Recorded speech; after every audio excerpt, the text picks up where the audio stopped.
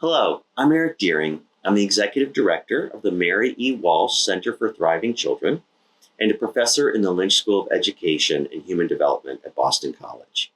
Our paper title is Accumulation of Opportunities Predicts the Educational Attainment and Adulthood Earnings of Children Born into Low versus Higher Income Households. My co-authors on the paper are Andres Bustamante from the University of California at Irvine, Henrik Zachrisson from the University of Oslo in Norway, and Deborah Lowe Vandell, who's also from the University of California at Irvine.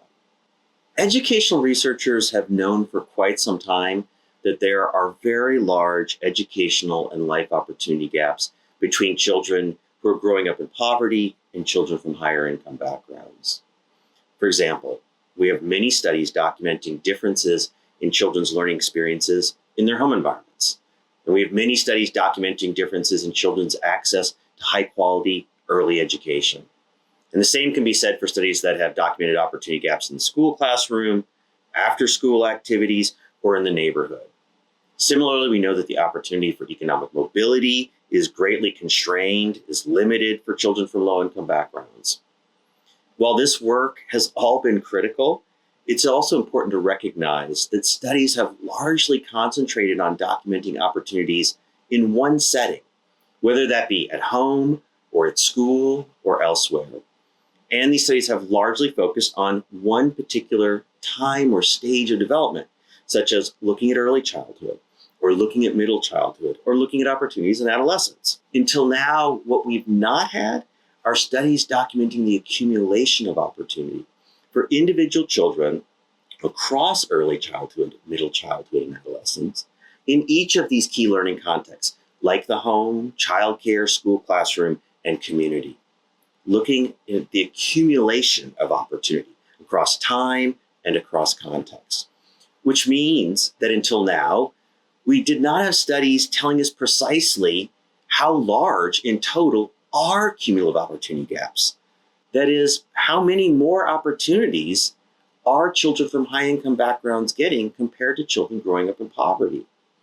We haven't known how things have accumulated across their lives between children from advantaged and disadvantaged backgrounds. And it was this very question that my colleagues and I were interested in answering. To do so, we used a 26-year longitudinal study of over 800 children from around the US, tracking the number of educational and life opportunities that accrued between birth and the end of high school for children born into either low income, middle income, or higher income households. What we found was that while children who were born into middle and higher income homes generally accrued many opportunities to thrive, those born into lower income backgrounds had many fewer opportunities. In fact, most had either only one or even, in many cases, none of the opportunities that we were assessing. And we found that the number of opportunities children experienced was strongly predictive of their level of educational attainment and their salaries at age 26, with the opportunity gaps largely helping explain why children from lower income backgrounds had lower levels of attainment and earnings. But many people may wonder, in our study, what counted as an educational or life opportunity? The answer is that we looked at 12 key domains that included, for example, the quality of the home environment, access to high quality early education and childcare, the quality of instruction in school classrooms, resources in the community, access to structured after-school activities, and family economic mobility. And we looked to see if children were gaining access to these types of environments in early childhood.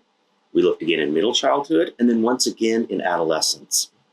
What we found was that by the end of high school, more than 90% of higher income children had experienced 4 or more of these opportunities, but fewer than 20% of lower income children had.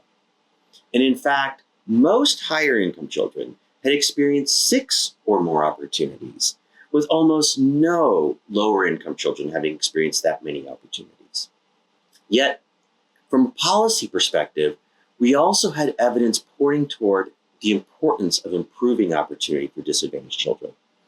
Each additional opportunity was most strongly and positively associated with education and earnings in adulthood for those children who've been born into lower income households. For example, for children from low-income backgrounds, an increase from no opportunities to just 4 opportunities was associated with increasing the likelihood of graduating from a 4-year college from about 10% to about 50%. So 1 in 10 children to 5 in 10 children. Very large increase. But what kind of policies can accomplish this level of change? As my colleagues and I discussed in the paper, we will need policy solutions that open opportunities across systems, contexts, and across development.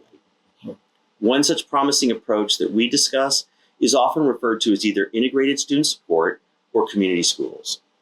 These are school-based programs that serve every child in the school, working to improve opportunities in the school, but also outside of school by connecting children and their families with community-based organizations that provide opportunities through support, resources, and enrichments. These are resources and supports that range from mental and physical health services that meet intensive needs for children and families, through enrichments such as after-school clubs, interest groups, as well as art, music, and sports teams that can enrich children's lives.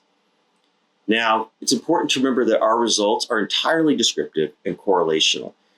Even so, our study provides novel evidence of very large cumulative opportunity gaps and robust evidence that these inequities in access to opportunities that cut across systems, contexts, and children's lives could be the key driver of disparities in life outcomes for children from lower and higher income households.